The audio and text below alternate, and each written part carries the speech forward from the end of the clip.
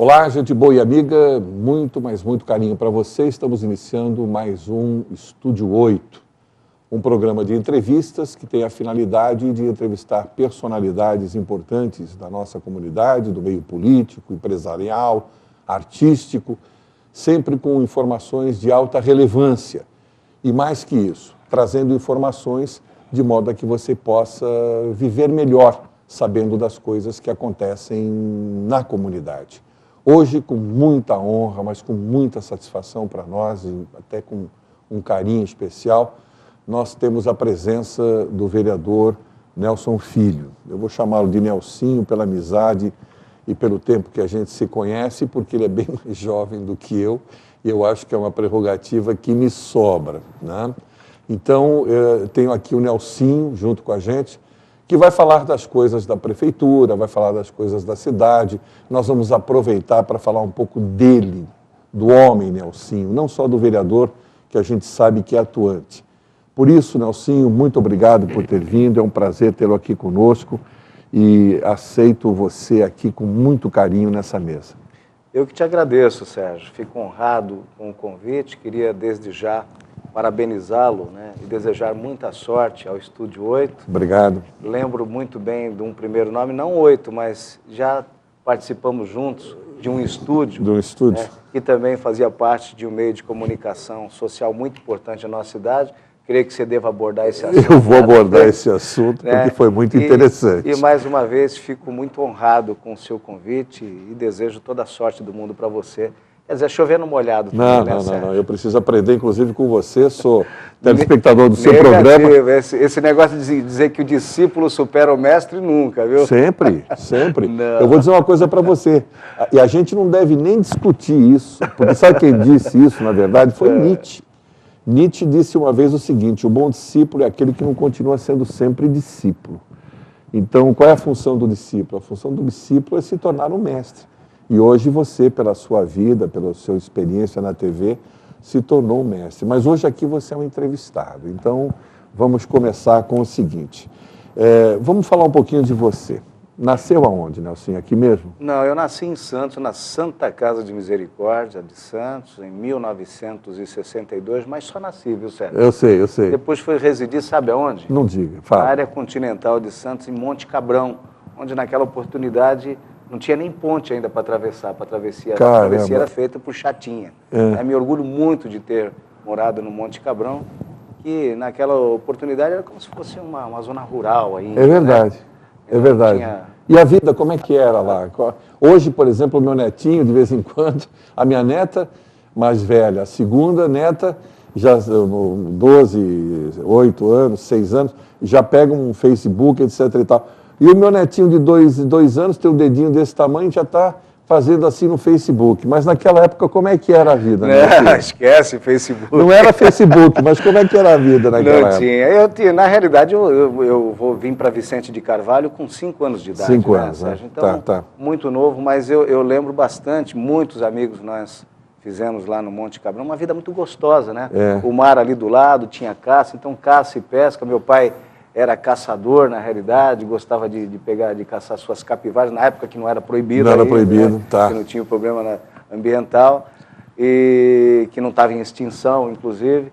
Então nós comíamos, né, peixe, comia caça que ele pegava e tal, e de uma forma geral uma vida muito gostosa, em que pese eu ter saído muito novo de lá. Muito cedo de lá. Mas muitos amigos que hoje residem aqui em Guarujá e Vicente de Carvalho, residiam lá na época, o Manuel Ferretti, por exemplo, que trabalha na prefeitura por muitos anos. Eu sei quem é. Né? A parte de tributação fiscal, morou lá quando criança, enfim, uma série de outros grandes amigos que nós conquistamos. Mas era uma vida muito gostosa, em que pese a travessia ainda ser feita só por chatinha, viu? Qualquer problema que você tivesse, botar na chata. Tinha que colocar na chatinha e atravessar. Ou para Santos, né? Isso na questão. Eu, por exemplo, eu estava assistindo um jogo de taco, né? Naquela época a gente jogava muito taco. Eu era pequenininho e estava assistindo essa partida e um dos jogadores levantou o taco, quando ele virou para trás, bateu aqui na testa, abriu. E muito sangue correndo, né? O pessoal me acudiu rápido, né? Correu atrás para que a gente receber esse atendimento rápido, mas o atendimento rápido assim demorou aproximadamente 1h30, 2 horas. Tivemos que pegar a chatinha, parar lá na alfândega em Santos e depois ir até a Santa Casa de Misericórdia, onde recebemos alguns preciosos pontinhos na cabeça. Mas era uma vida muito gostosa, muito saudável na realidade. Quando você veio para... Você estudou aonde, lá em Vicente Carvalho? Não, comecei no Monte Cabrão, muito cedo, comecei na Escola Estadual do Monte Cabrão, que até hoje tem ali, quando você desce a ponte, do lado esquerdo você vê ela ali, próximo a uma ponte, um pontilhão que tem, era uma escola estadual. Eu comecei lá e depois vim para cá estudar no Filomena Cardoso de Oliveira, o antigo, né, o nosso querido e popular 4º grupo, que fica ali entre a rua Paraná e Guilherme Baqueuze, se eu não me engano, no Paicará, em Vicente de Carvalho. O Filomena é onde estudou o presidente? Filomena Cardoso de Oliveira. Ah, caramba, então... O presidente, o Lula? O Lula. Não sabia. Não, o Lula estudou numa escola de Vicente de Carvalho. Foi no Marcílio Dias? Quem sabe? Eu acho que foi no Marcílio Dias. Não tenho certeza. Tá. Marcílio Dias. Marcílio Dias. Estou assinando a produção Marcílio Dias. Tá. Tudo bem. Não, tudo bem. E eu morei na Rua Santa Rosa, né? Eu morei por muitos anos na Rua Santa Rosa, aqui no Paicará, no Vicente Carvalho. Fazia aquele trajeto todos os dias para estudar lá no 4º grupo, onde também adquiri inúmeros, centenas de amigos, né? E hoje a gente se encontra e se reencontra. Até tem uma página no Face chamada Saudoso Itapema, onde a gente mata saudades daquele tempo. O pessoal posta lá algumas fotos. Vou entrar, só para ver. Saudoso Itapema. E esses dias, inclusive, postaram uma foto da arquitetura da escola daquela época, né? Vou pedir para a minha produção anotar, por favor, Saudoso Itapema. Vamos ver se a gente posta uma foto dele aqui, porque, na verdade, os tempos mudaram, mas ele continua ainda sentindo aquela mesma emoção. Mas não tem dúvida. Que ele tinha daquela época. Eu acho que vale a pena, essa saudade que ele tem. Naquela época nós jogávamos bolinha de gude na rua, taco, rouba-bandeira, esconde-esconde, fazíamos aquelas brincadeiras, corrida de saco, corrida do ovo, batia uma bolinha. Hoje, né, com a chegada do progresso, com a chegada da pavimentação, terminaram-se as valas, grande parte das ruas hoje estão pavimentadas, não tem mais aquelas valas e também, por consequência, já não tem mais as ruas de terra onde a molecada poderia brincar como nós brincávamos no passado. O progresso tirou a criançada da rua, isso é verdade. Eu morava em São Paulo, era a mesma coisa, não tinha asfalto, não tinha nada e a gente fazia futebol na rua, quase não passava carro. Era uma época diferente. Hoje entrou a geração videogame e acabou. Acabou com tudo. A molecada não vai acabou com tudo. Mas é outra geração. É outra geração, uma geração que a gente tem que respeitar porque tudo muda, tudo evolui, né? Casado, Nelsinho? Casado com Regina, minha esposa, queria mandar um grande beijo, um grande abraço a ela. Nos melhores e nos piores momentos, sempre esteve ali do nosso lado, né, Regina? 2 filhos, Bruno e Larissa, filhos maravilhosos, né? Uma família maravilhosa, viu, Sérgio? Você continua morando ali na... Agora a gente está morando ali na Astúrias, né? Então, você é meu vizinho ali. Dos Caiçaras. Você é meu vizinho, você é meu vizinho. Eu vejo de vez em quando você lá, no terraço. Eu fui contratado pela Ponte Preta nos idos dos anos 90 e para chegar cedo no campo, os caras falaram, não, sim, tem que arrumar um aluguelzinho aqui por perto, entendeu? Para chegar um pouco mais cedo no domingo, porque eu chegava atrasado no vestiário. Então... E aí a gente foi morar pertinho do campo da Ponte Preta. Mas é um bom lugar, eu gosto muito daquele bairro. Mas a minha vida, a minha história, ela se confunde com Vicente de Carvalho, isso é nítido, notório. Isso vai acontecer até os últimos dias, viu? Com certeza. Certo? Tenho certeza disso. Deixa eu fazer uma outra pergunta. Naquele tempo que você rodava por Vicente de Carvalho, lá no Filomena, você já existia amazonense? Foi no percurso, foi no caminho que nós descobrimos ela. Já existia amazonense e foi justamente naquela época que você já sentiu aquela paixão e frequentou a amazonense, entrou, começou a curtir o samba, começou a viver aquele ambiente gostoso do carnaval que você depois incorporou? Nós moramos juntos com um segundo pai que eu tive ao longo da minha vida, que é o meu cunhado, né? O Cesário, que é casado com a Marli. E nós acompanhamos ele desde a época do Monte Cabrão, viemos para a Rua Santa Rosa, como eu falei. Tá. Fomos morar ali depois, na Tiago Ferreira, naquele prédio que fica em frente à Praça 14 Bis. Sei que hoje tem umas lojas embaixo, aquelas coisas todas. Sempre tiveram algumas lojas, tem uma lanchonete, tinha loja de de material ali de construção, enfim, hoje é uma casa de pássaros também. Mas então eu vim morar ali com 16, se eu não me engano, eu tinha 16 ou 17 anos de idade, e foi ali que eu me descobri verde e branco também, amazonense. A amazonense ensaiava na Praça 14 Bis, naquela época que tinha o coreto ainda. Me lembro. Esticávamos as cordas ali, eu muito garoto fui ser ritmista da bateria da amazonense, saía no chocalho. Isso em 1976, é o comando do mestre Ney, mestre Judenir. Foi quando eu conheci a amazonense, foi amor à primeira vista. E dela veio um outro amor também à primeira vista, que foi o da minha esposa. Eu conheci minha esposa lá dentro da escola? Lá desfilando na ala do Xaxá, naquela oportunidade. Né? O Xaxá, jogador de futebol? Justamente, anos depois, alguns anos depois, em 1979, 80, eu conheci a Regina lá. Então, foi uma história muito bonita, né, que se confunde com a minha história de vida, na realidade, amazonense. Sim. Eu costumo dizer para as pessoas, Sérgio, que eu não aprendi no banco universitário, na comunicação social, no jornalismo mais propriamente dito, o que eu aprendi na escola de samba.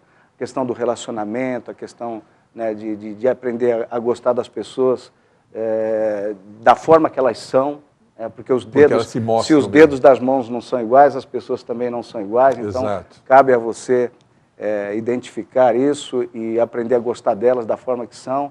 Né? Meus grandes amigos eu construí ali. Posso dizer até que a minha vida profissional, depois fomos jogar futebol, tudo partiu da Amazônia. Então, a Amazonense foi uma coisa muito boa na minha vida, né? Na minha vida profissional, na minha vida pessoal, né?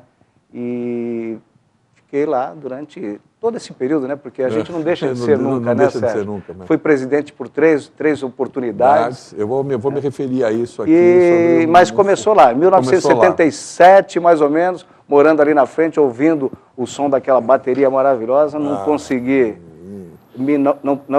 não me rendia àquela tentação de ir lá tocar aquele chucarinho. Até hoje a gente permanece verde e branco. Eu vou te contar uma coisa interessante. Eu acompanhava o carnaval, né? Houve uma época que o Maurici me colocou como jurado de escola de samba, aquela coisa toda, tal, e a gente via a amazonense chegar. Quando a amazonense chegava, entrava na avenida, era outra coisa. Era realmente um negócio, era um desbunde, era um troço fantástico. E a gente via muitas pessoas se emocionando, até na passagem da amazonense, gente aplaudindo, alucinado.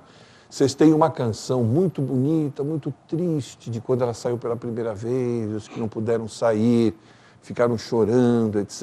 É uma canção muito bonita. É como se fosse um hino, né? É como se fosse um hino, etc. É um hino. Aí um dia eu tive a chance de ajudar, eu sempre gostei também da Acadêmicos da Ilha, ali na Santa Rosa. E um dia eu tive a oportunidade de ajudar e desfilar na Acadêmicos, quando o Acadêmicos saiu e conseguiu ganhar o segundo grupo e foi para o primeiro. Santos. Em Santos. E foi nesse momento que eu convivi com essa paixão que as pessoas que estão na escola de samba possuem. É um amor, é uma dedicação, é um orgulho. E é uma pena daqueles que não conseguem, porque ou não fizeram a fantasia, ou não tem chance de desfilar, ou deixaram de desfilar por algum motivo. Então a gente pôde sentir que realmente uma escola de samba é uma família. É o que falava o Joãozinho 30. É uma família, é uma coisa fantástica. E eu acredito que você deva ter se sentido extremamente feliz, porque você ganhou pela primeira vez. Foi na sua gestão de presidente que a amazonense ganhou o Carnaval de Santos pela primeira vez? Não foi, Sérgio, não foi. Em 91 eu era presidente, eu tinha mais um ano de mandato. Esse mandato, o meu vice era o Ira Lancelotti. Lembro. E aí nós passamos esse mandato para o Ira e eu continuei lá, lógico, ajudando a diretoria. Voltei a ser diretor de bateria, que a minha proximidade muito grande sempre foi com os ritmistas da escola. Em 92, com Dias Gomes, a epopeia do Teatro Nacional, nós fomos campeões, né? Então, um orgulho muito grande. Na realidade, seria dentro do meu mandato, porque eu teria 2 anos de mandato a cumprir. Como eu cumpri um, eu passei de volta para o Willi, depois em 93 voltei a ser presidente também, num outro campeonato muito concorrido e que a Amazonense desfilou muito bem também, né? A Amazonense sempre teve um grupo né, de trabalho coeso, de conhecimento. Olha, aí, essa foto entrando no ar aí, ó. Foto maravilhosa, hein? Ali do lado esquerdo sou eu não lembro, diretor de harmonia nessa oportunidade, ou de bateria. A saudosa Nega, a Nega e o Jair Babão. O Jair Babão é um dos grandes diretores que nós tínhamos, né? Diretor-geral, um cara que conhecia tudo. Ele era o grande articulador na questão das alas, distribuição das alas, aquisição de materiais, de alegorias. É uma saudade muito grande. Muito feliz com isso. Obrigado pela produção, inclusive. Agradeço, também foi uma surpresa para mim. Nós vamos ter que dar um breakzinho aqui, mas antes eu preciso falar alguma coisa para você. Você gosta de chopp gelado?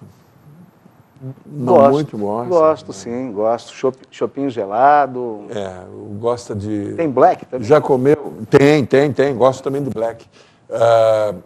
Já comeu aquele prato camarão na moranga, fatalmente. Mas você já comeu camarão no pão italiano? Não, esse ainda não. Pois é. Onde é que nós temos esse? Pois é, você vai conseguir comer camarão no pão italiano no restaurante Choperia Monte Carlo. Rapaz, sensacional. Já fui várias vezes. Eu sei, eu vi você lá já. É porque lá nós temos o Zé Geraldo, que é um cara que, além de ser um grande gourmet, ele é uma pessoa que cuida de maneira admirável do seu cardápio, tem uma carta de vinho espetacular, né? E ele faz esse prato, que é um prato totalmente diferente. É um prato onde você coloca o pão italiano como se fosse a moranga, e é uma coisa deliciosa, deliciosa. Eu já levei o Rodrigo lá algumas vezes, ele não quis comer isso, ele preferiu comer um churrasquinho de espeto assim de carne, e eu atendi o pedido dele, mas na próxima vez que ele quiser, eu levo. E você também pode ser nosso convidado um dia. Ele me confidenciou antes de entrar no estúdio, ele falou, não, sim, se ele fizer novamente o merchan do Monte Carlo, fala para ele que eu aceito esse camarão na moranga. Camarão no pão italiano. No pão italiano? É.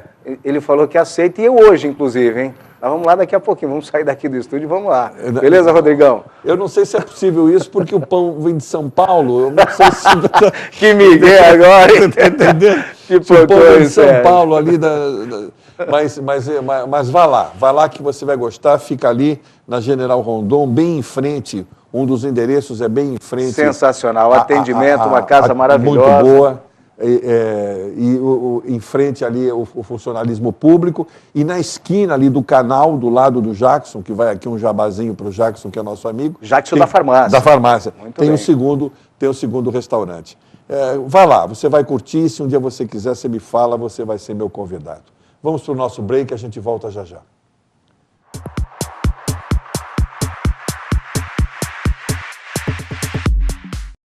Guarujá e Vicente de Carvalho acabam de receber Spin, a nova TV por assinatura 100% digital. Entretenimento, diversão, interatividade, com mais qualidade de som e imagem para toda a família. Spin, girando para o futuro.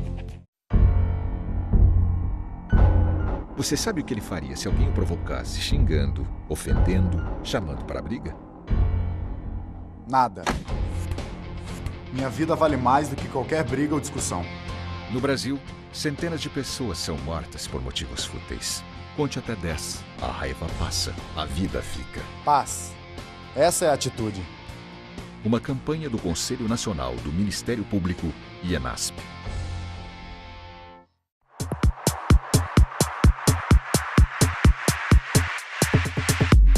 Bom, estamos de volta com o Estúdio 8 e falamos de uma série de coisas aqui. Você já chegou a se referir à universidade.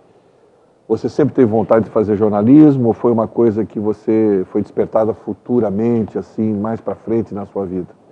Futuramente, Sérgio. Eu na realidade, eu fui jogador de futebol profissional durante algum tempo, né? E eu costumava ouvir muito as rádios esportivas, o jornalismo esportivo de uma forma geral na TV também. E quando eu parei de jogar, eu acabei indo para a faculdade, um pouco tarde, né? Não, mas não é tarde, é sempre tempo. Depois dos 30. Não, é sempre tempo. A gente vai no tempo que é tempo. Tá tarde para mim fazer programa também aqui de TV, pô, né? Muito obrigado. Aí fiz o jornalismo, me especializei mais em jornalismo esportivo. Que a sua história também tem a ver. Influenciado, inclusive, por um grande professor. Não, eu vou dizer uma coisa, eu preciso dizer isso no ar. Eu tinha um programa na Atlântica e eu precisava de mais um locutor. Eu não sei se você sabe disso, Lucas. Eu precisava de mais um locutor. E eu acabei convidando o Nelsinho. O Nelsinho foi lá 1, 2 vezes e tal.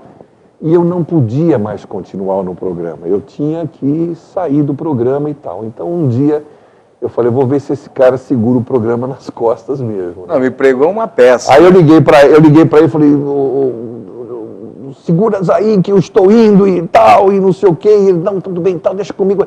E ele foi segurando, até que o cara falou, acabou o horário, às 2 horas. Então, quando acabou o horário, eu fiquei ouvindo, eu fui conversar com ele e falei, olha, cara, você está pronto. E a partir daquele momento você assumiu o programa. E eu achei uma coisa muito boa, porque as coisas que vêm assim na base do improviso, a gente só faz com quem a gente acredita que tem a competência para segurar essas bananosas que a gente dá, né? E você foi muito bem, parabéns. Eu até hoje conto essa história porque foi verdade. Mas realmente. Foi uma sudorese gelada que você nem imagina, cara. Eu acredito. 5 minutos para entrar para o programa iniciar, o programa começava meio-dia, o nome era Estúdio Aberto de Jornalismo. Estúdio Aberto de Jornalismo, exatamente. Posteriormente nós voltamos, nós demos uma outra nomenclatura, demos uma cara totalmente esportiva. O Xaxá foi para lá também me ajudar nos comentários também. O programa passou a chamar-se Bastidores do Esporte. Meio-dia, melhor Rádio Atlântico, mas 5 para meio-dia me liga o Sérgio Trombelli. Aí falou, não, sim, aconteceu um imprevisto aqui comigo, não vai dar. O programa era ao vivo, não tinha nada de gravação. Aí falou, não vai dar para mim ir. Tá? Meu Deus do céu, mas aí uma sudorese danada, falei, o que eu faço agora? Aí peguei e fui lendo algumas coisas que tinham lá e o programa foi indo. E chegamos ao final, mas sem sombra de dúvida foi uma grande experiência que eu passei aquele dia. Te agradeço em público, né? Porque aquilo foi um grande empurrão, que eu tive na vida, porque quer queira, quer não, eu fiz comunicação social. E até falo para o nosso público telespectador, alguns que me conhecem hoje da política, que eu sou um cara meio inibido. Eu sou extrovertido em algumas situações, mas em determinadas situações eu sou meio inibido mesmo, Sérgio. Eu sei. Eu acho que eu sinto isso em você de vez em quando. Então. Mas você tem falado muito bem nas suas... Você tem falado muito bem, não na TV, você tem falado muito bem em eventos da prefeitura. Você tem se posicionado muito bem, inclusive na Câmara. Eu acho que essa inibição, ela foi. Acho que hoje ela não existe mais. Não, mas em alguns momentos, assim, ela ainda é aparente. Ela é aparente. Às vezes eu passo por um grupo de pessoas, não sou aquele político ainda, né? Que costuma cumprimentar todo mundo e tal, tem aquele outro olhar de... Então, eu até peço que as pessoas me perdoem se porventura acontecer isso num ambiente ou outro. A gente passar não é no coloquial, digamos, frescura, né, exibição, o cara é exibido, o cara... Não é nada disso, é inibição pura mesmo em algumas situações. Mas é claro que diante das câmeras a gente começou a trabalhar isso de uma outra forma e a gente se desinibiu em eventos também. Eu fui locutor da Praça 14 Bis, em festa junina, para mais de 20 mil pessoas, só que você não pode ficar olhando um por um, né? Você tem que olhar no máximo. Senão... Você olha o último lá, né? Senão... mas tudo Agora, vou dizer uma coisa para você. Eu, uma vez por mês, eu vou assessorar a Federação das Unimedes da região de Bauru. E eu fico num hotel muito gostoso de ficar, é o Howard. E eu apertei o botão, estava no 3º, 4º andar, sei lá porque eu ia jantar. E quando a porta chegou e abriu, eu entrei. E tinha uma pessoa no fundo do elevador. Na hora que eu olhei, eu fiz assim, o cara fez assim. Eu falei, não acredito, você é o Toquinho? Ele falou, ele nem disse sim, ele só falou na sua cabeça assim.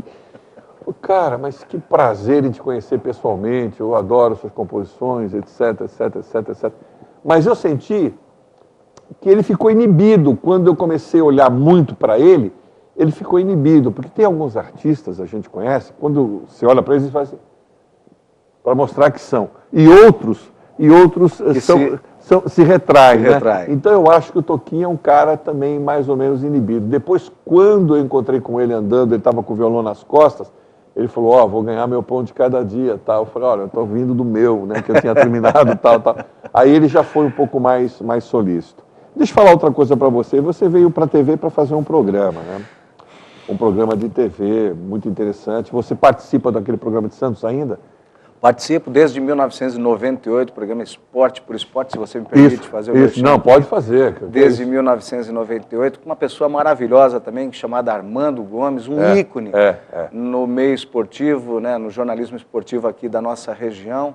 Um cara maravilhoso, faz aquele tipo todo nas câmeras, né, diante das câmeras, e o telespectador em casa, será que esse cara é ranzinza mesmo? Será que esse cara está de mal com a vida? Que nada, é um cara hiper maravilhoso. Na realidade, ele costuma dizer que a televisão também tem muito de teatro, e ele encena algumas peças ali, quando briga, quando discute, que as pessoas falam, Nelson, a televisão é uma verdadeira peça, né, de teatro. Ele fala. Porque, inclusive, eu dei aula no Santa Cecília, e eu conheço de transitar, e eu já vi ele conversando lá, ele é um cara super alegre, ele não tem nada daquela cara feia que ele tem, que ele é meio bulldog assim, ele desce o cacete nas pessoas e no Santos, e aquela paixão dele. Sim, ele é conselheiro, inclusive. Conselheiro do Santos há 52 anos. Então, e ele fala aquela coisa toda, mas ele é um sujeito muito amável e tudo mais. E já que nós estamos falando... Me deu essa oportunidade em 98, estou até hoje, né? Estou até hoje lá na Santa Cecília TV, com o Armando Gomes, com a equipe do Esporte por Esporte. E aqui quando você começou? Foi um outro cara também que abriu as portas junto com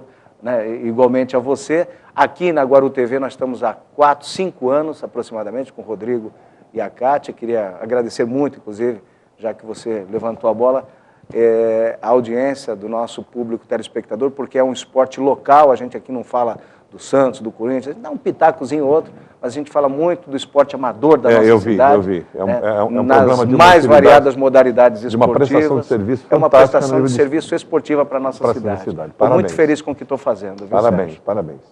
E o peixe?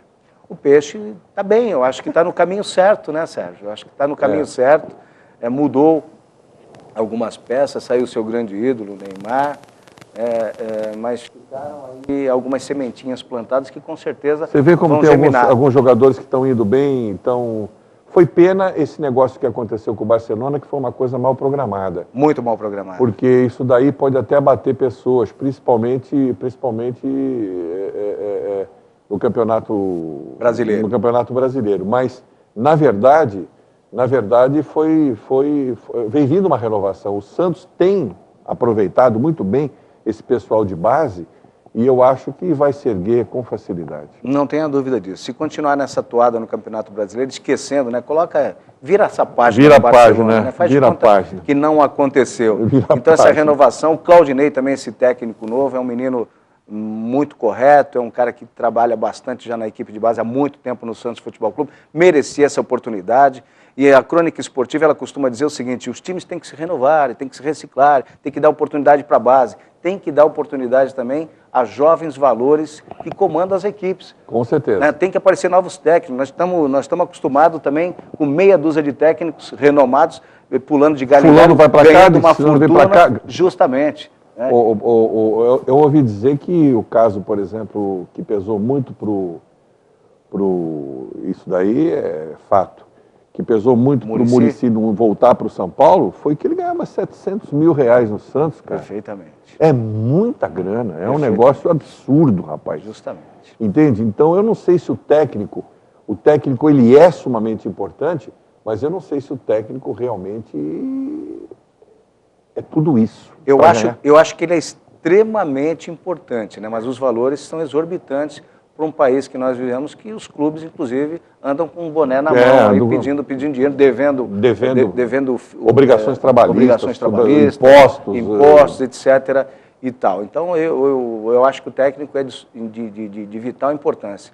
E aproveitando só essa deixa aqui para finalizar o raciocínio com relação ao técnico, o técnico é muito mais importante do que diretor de futebol, né? O time do Santos está acertando aí com o Zinho, para o Zinho vir dirigir o futebol do time, mas eu acho o seguinte, A questão das contratações, elas estão muito mais envolvidas intrinsecamente ao técnico que sabe quais são as peças que ele precisa dentro de campo, do que o diretor de futebol ou qualquer outro tipo de diretor. Concordo. Então, o técnico, para mim, é de vital importância. Gastar dinheiro com o diretor de futebol ficar fazendo contratações mirabolantes também, não sou de acordo, não. Não, também acho que não.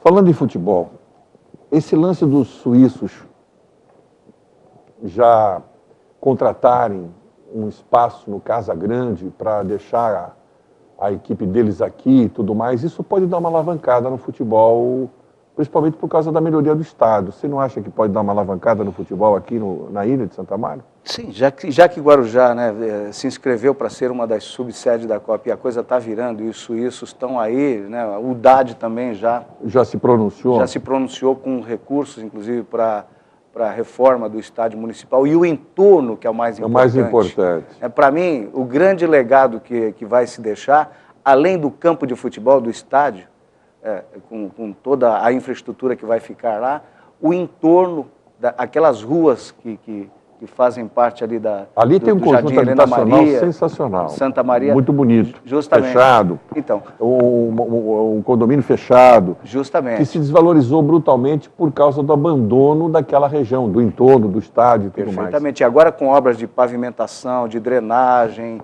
uma série de melhorias e de benfeitorias que vão ser feitas ali no entorno, eu acredito que vai valorizar bastante aquela localidade.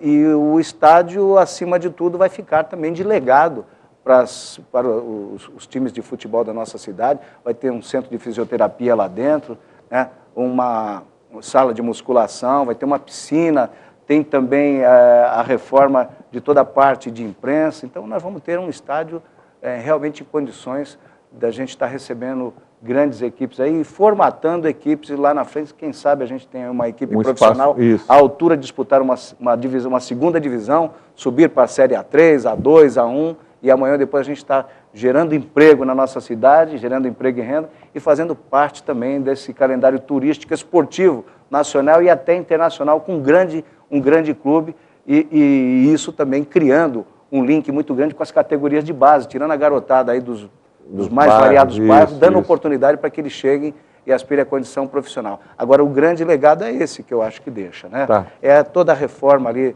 estrutural, porque hoje, no momento, está aí, ó, nosso estádio municipal Antônio Fernandes vai ser totalmente reformado, né? O DAD já repassou os recursos. E essa questão da vinda da Suíça para cá também não deixa de ser um atrativo. Nossa, é por isso que eu estou falando, é um turístico, atrativo. Intercâmbio. E eu não sei se você sabe, esses países, a exemplo da própria Alemanha e tudo mais, esses países autossuficientes da Europa, eles adotam, a Alemanha, ela adota uma entidade beneficente, ela adota um projeto. Então, o pessoal da Suíça aqui cria um vínculo. Então, o pessoal da Suíça estando aqui, eles podem adotar algum projeto que a nossa cidade possa fazer e vem verba. E essas verbas ajudam a alavancar, a desenvolver determinadas, olha que foto bonita, a alavancar o esporte, principalmente o esporte, o futebol, o social e tudo mais aqui. Mas já que estamos falando do estádio, a gente deixa de falar as coisas do grande Nelson, do Nelsinho Pessoa, que é sempre gostoso falar com ele sobre a vida e tudo mais, e caímos na vida pública, né, Nelsinho? Eu estou aqui com uma porção de coisas. A nossa cidade está melhorando. Sérgio, o papo estava bom até agora. A nossa cidade está melhorando. Você sabe que eu faço pesquisa, né? Eu faço pesquisa eleitoral, pesquisa de expectativa comunitária, pesquisa de mercado, através de uma empresa chamada AMT, que é do meu filho e da minha filha. E quando eu faço uma pesquisa de expectativa comunitária, tem uma pergunta que um grande pesquisador, no livro que ele tem, ele fala, coloque isso. Então é assim, tal cidade é um bom lugar para se morar? Está melhorando? Está piorando? Para a gente ter uma sensação, né? Ou não é um bom lugar para se morar. Então a gente fica imaginando isso. Essa pergunta eu vou fazer para você. Guarujá está melhorando? É um bom lugar para se morar? Está melhorando? O que você tem a dizer sobre isso? Eu tenho plena certeza que sim, Sérgio. A gente pode viver até alguns momentos de estagnação em função de algumas demandas, né, que deixaram de ser atendidas, algumas outras que foram paralisadas, mas de uma forma geral. E outra coisa, se você quer se você faz essa pergunta fazendo um comparativo com o que a gente acha do Executivo, eu repasso essa pergunta, inclusive, para a população, né? Eu não acredito que mais de 100 mil pessoas iam referendar um segundo mandato. Perfeito. Uma pessoa que eles não acreditassem. Ah, é claro, pô, Nelson, você está vivendo no outro mundo? Você, como vereador, não está vendo que as coisas... A gente está vendo, tem muita coisa acontecendo, tem muita coisa que deu um tempinho, paralisou, mas, segundo o próprio Executivo, e a gente está lá justamente para fiscalizar os atos do Executivo, para perguntar o que está acontecendo com determinadas situações, e a resposta que nós tivemos é o seguinte: algumas obras dependem do governo do Estado. Foram convênios que foram firmados, compromissos que foram firmados, e alguns recursos ainda estão por vir.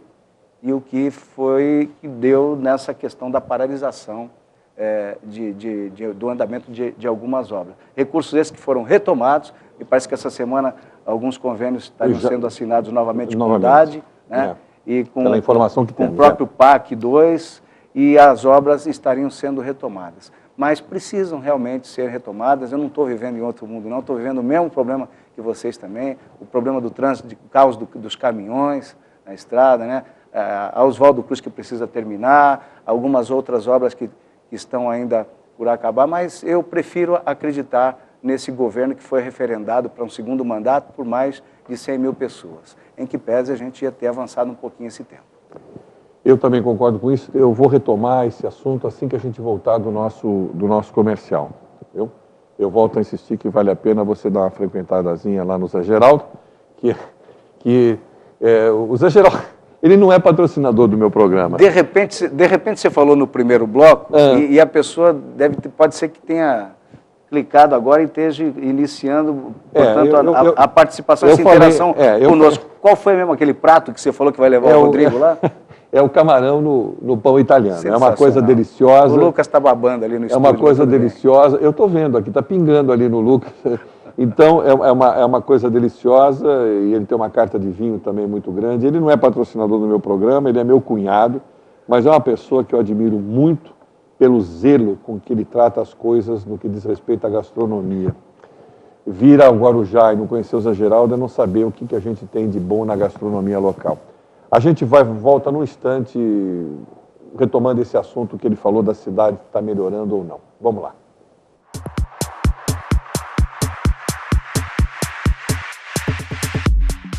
Guarujá e Vicente de Carvalho acabam de receber Spin, a nova TV por assinatura 100% digital. Entretenimento, diversão, interatividade, com mais qualidade de som e imagem para toda a família. Spin, girando para o futuro. Você sabe o que ele faria se alguém o provocasse, xingando, ofendendo, chamando para a briga? Nada. Minha vida vale mais do que qualquer briga ou discussão. No Brasil, centenas de pessoas são mortas por motivos fúteis. Conte até 10. A raiva passa, a vida fica. Paz. Essa é a atitude. Uma campanha do Conselho Nacional do Ministério Público e ENASP.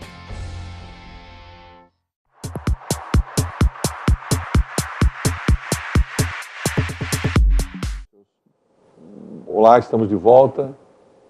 Nós tínhamos parado no último bloco sobre a nossa cidade, etc. e tal. E o Nelsinho havia falado uma coisa muito interessante sobre as verbas que vêm de fora. Para você que está me ouvindo, eu preciso dizer o seguinte: 50% do orçamento público vai para pagar o funcionalismo. 25%, mais ou menos, vai para a educação. 13% vai para a saúde. Se você somar isso daqui, dá 88%. Sobram 12% para novos investimentos. Esse orçamento que o Sérgio está passando é referente à arrecadação.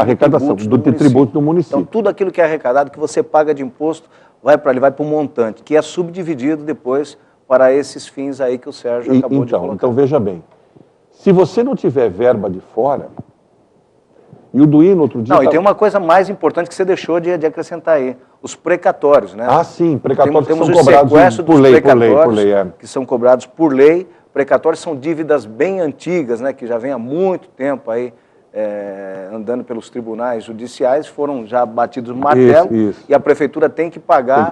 E tem que pagar por meio até de sequestro. Não pagou, vai lá e pega o dinheiro. Sequestra o dinheiro na marra. Sequestra o dinheiro na marra. Na marra.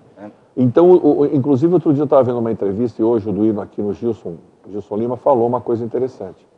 A prefeita, além de administrar a cidade, como nós não temos deputados que nos defendam, ela tem que sair e fazer as vezes do deputado. Isso é de... Ela tem que ir lá buscar grana, ela tem que sentar na frente e fazer aquilo. Outro dia, apareceu na televisão local o Beto Mansur. Então, o Beto Mansur era assim, 40 milhões para Bertioga, 100 para não sei aonde, etc, etc. Santos e São Vicente, 1 bilhão e 300 milhões. Por quê? Somando tudo que tinha lá. Porque é a base eleitoral dele. Ele não está errado, ele está fazendo o correto. Só que nós não temos gente que faça isso. Então, quando a gente tiver todo o grupo político da Antonieta montado, eu acho que não vai faltar dinheiro. Então, eu acredito com você plenamente que a nossa cidade é um bom lugar para se morar e vai melhorar, está melhorando gradativamente. E só corroborando com o teu pensamento, de repente o telespectador pode pensar assim, de que forma que esse deputado vai chegar lá no governador ou no governo federal e colocar ele na parede para trazer verba para cá? Não, eles têm emenda parlamentar própria para determinadas situações. É de direito. É de direito. É diferente do vereador, que o vereador não pode, por exemplo, legislar sobre matéria financeira na administração. Eu não posso, por exemplo, chegar numa terça-feira lá e indicar que a prefeitura repasse subsídios, ainda mais, é claro, né, do que ela passa, para a saúde, para a área da saúde, para a área da educação. A gente não pode. O deputado tem essa prerrogativa, né? É lei, é por direito. Ele pega e ele indica para que cidade que ele quer e para que fins que ele quer também. Por isso, né, que é de extrema importância o que o Sérgio falou, de nós votarmos em pessoas comprometidas com a nossa cidade. Ah, Nelson, isso é maior balela e tal, que nem os movimentos sociais constituídos e que a gente viu aí se manifestar nesse momento, que são legítimos, inclusive. Mas a maior arma que nós temos na mão não é depredar um próprio público, quebrar o vidro de um carro, é o voto, é o título de eleitor. Analise bem que você vai votar. Se na próxima eleição eu não fui aquilo que aquelas 1.938 pessoas me referendaram na minha cidade, me tirem de lá. E sabe de que forma? De uma forma democrática também de direito. Não votem em mim, acabou. Votem em outro candidato. Então, a maior arma que nós temos na mão para votar nos deputados, mudar governador, mudar presidente da República, prefeito e vereadores, é o voto. Analisem bem em quem vocês vão votar. Vocês vão ter um ano para essas pessoas apresentarem suas propostas, para você puxar, diga-se de passagem no coloquial aqui, a capivara do cara, a vida pregressa dele ao longo desse tempo todo na cidade, para você votar. Então, se a gente conseguir fazer com que isso aconteça, Sérgio, de votar certo, de votar direito, com certeza a gente vai mudar muito o estado de coisas, né? E essa bandadeira política que acontece no nosso país, e a coisa vai melhorar. Agora, é de suma importância nós votarmos em candidatos, não da região, mas da sua cidade, porque ele vai ter, por direito de chegar lá e cobrar recursos para serem investidos na sua cidade, e é isso que, infelizmente, eles fazem. Ah, mas não está certo, o deputado é do estado todo, o deputado federal é do país inteiro, mas que nada, eles acabam levando o quinhãozinho lá para onde eles são originários, para a origem deles. Então, por favor, você, eleitor de Vicente Carvalho e Guarujá, a próxima eleição para deputado, você já sabe, né? Deixa eu falar uma outra coisa. Eu vou voltar nesse assunto num outro programa com você, para contar exemplos do que aconteceu em algumas cidades do interior e que fizeram isso e foi sucesso. Eu tenho aqui uma relação dos trabalhos que você fez na Câmara. Eu vou citar alguns, e em alguns a gente vai discorrer mais prolongadamente. Você pediu um ginásio poliesportivo para Vicente de Carvalho. Eu acho que isso é uma coisa antiga e que precisa acontecer, porque é realmente uma outra cidade, entre aspas, e ela precisa ter o carinho, ter um ginásio que faça isso. E você tem aqui a elaboração do Refis. Eu acho isso uma coisa de suma importância. Você, em março, solicitou que o programa de recuperação fiscal fosse implantado no Guarujá. E essa sua indicação, essa solicitação gerou o Refis. E esse Refis já que estamos falando de dinheiro, uma das grandes formas de captação de recursos. Porque o que é o Refis? O Refis, ele possibilita que você acerte a dívida. Mas que dívida? Daquilo que estava no orçamento e você não pagou. Então, se você não pagou o que estava no orçamento, não estava orçado, eu não pude realizar a obra. Agora, vindo esta grana toda, você pode realizar as obras que não foram feitas. Então, eu acho que isso foi de uma felicidade fantástica. Eu quero parabenizar você, quero parabenizar você por uma série de outras, eu vou te passar a palavra para falar sobre isso, sobre outros programas, e junto com esse você tem um programa aqui fantástico, que já foi aprovado, virou lei, que é a licença para acompanhante do servidor. Então, a licença do acompanhante por motivo de doença em pessoa da família, tá? Porque com a redação do seu projeto, etc. e tal, o funcionário poderá tirar licença uma ou mais vezes, até a somatória de 120 dias, para tratar, para ficar junto com pessoas da família, porque é fácil. Tem gente que tem uma avó, como a minha mulher, que é uma avózona, e que senta do lado do neto ou da filha e fica segurando na mão e etc. Mas tem gente que não tem.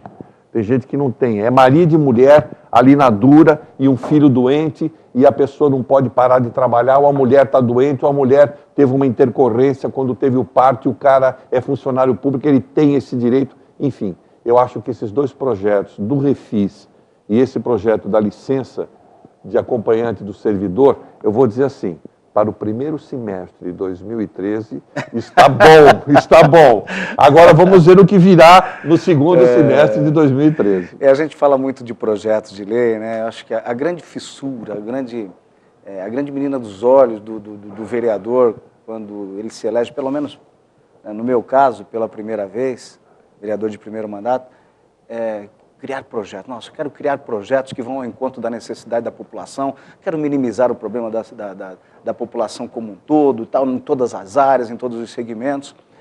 Mas existe uma coisa tão importante, ou mais até, do que o projeto de lei, porque muitos projetos, às vezes, são sancionados, e não são cobrados, não são colocados em prática, etc. e tal, acaba ficando no esquecimento. A indicação, por exemplo. A indicação ajuda muito. A indicação é o meio mais rápido de nós, vereadores, estarmos atendendo às necessidades da população como tal. Ah, mas não, senhor, quem executa na realidade é a prefeitura, o vereador não precisava fazer indicação. Mas é regimental, está no regimento interno. Claro. E se é regimental, é meu direito, minha obrigação, meu dever. Né? Então a sua rua está entupida, aí o morador, o cara fala, poxa, eu votei em você, minha rua está entupida ali como um todo. E no coletivo, pensando na realidade, na coletividade, não na questão individual. Então fazem aquelas reivindicações de atendimento de rua, eu tenho feito várias, viu, Sérgio? Estou com mais de 300 indicações excelente feitas. A função do vereador, inclusive, é alertar, de zeladoria. Ah, pô, mas isso é recapeamento asfáltico, tapa-buraco, limpeza de bueiro, mato que cresce na rua, é drenagem, é capinação, enfim. Mas é minha obrigação, é regimental, e eu estou fazendo. E eu acho que é o meio mais rápido de nós fazermos essa interface com o governo, né, que por um motivo ou outro o executivo não chegou àquela localidade e não sabe que lá precisa de atender a demanda. É por isso que você existe, justamente, e a interface mais rápida, né? O vereador chega bem mais rápido. Nós somos um pedinte de luxo, na realidade, né? O que o morador, o munícipe, digamos, normal não consegue, nós conseguimos, talvez, falar com o secretário um pouco mais rápido, né? Falar com o prefeito e levar as reivindicações para serem atendidas. Mas com relação a esse artigo 331 da Lei 135, Sérgio, que fala sobre a licença acompanhante por motivo de doença em pessoa da família, ele já tinha sido contemplado, só que tinha que fazer uma correção, né, na sua redação.